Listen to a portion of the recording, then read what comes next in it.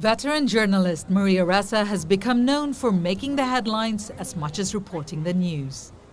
After a storied career, the former CNN Southeast Asia bureau chief was awarded the Nobel Peace Prize in December for her efforts in safeguarding free speech and standing against an autocratic regime in her native Philippines. We were attacked again by the Solicitor General, ludicrous lies that I will continue to fight.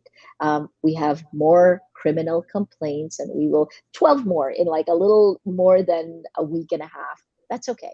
These are like political harassment. It didn't work before, it's not going to work now. The court cases began piling up against Ressa after Rodrigo Duterte assumed the presidency in 2016.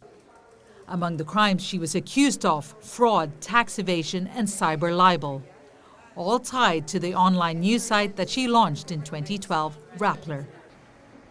In the last few years, Ressa has been arrested several times and released on bail.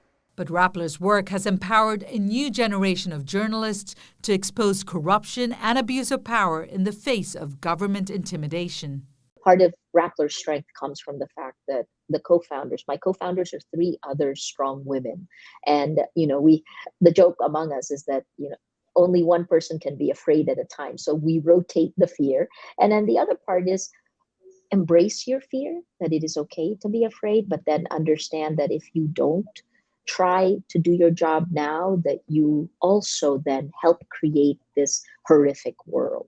In its 10 years, Rappler became a popular and influential media platform, with tens of millions of page views for its bold reporting on misinformation, political corruption, and for consistently exposing the brutality of President Duterte's so-called war on drugs, which has killed and disappeared thousands. But Rappler's success came at a price. The International Center for Journalists, along with UNESCO, came out with a big data study of the attacks against me. That's almost like more than 400,000 hate messages. And what they showed was that 60% of those were meant to tear down my credibility. I'm old. I mean, this is my 36th year as a journalist. And so it took a while. The rest of that, the 40%, were meant to tear down my spirit. They were dehumanizing. Ressa's and Rappler's most vocal critic was none other than President Duterte, who publicly criticized Ressa not just as a journalist, but as a woman. Abuse which gained much traction on social media. Following the president's verbal attacks, Ressa received threats of death and rape, as well as racist, sexist, and misogynistic abuse.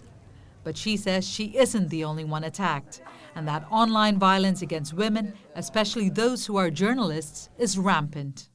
The gendered disinformation that tears us down has actually contributed to many women journalists all around the world choosing to opt out. And it's not just journalists, it's women politicians, right? For some reason, the incentive scheme of the social media platforms brings out the worst in humanity.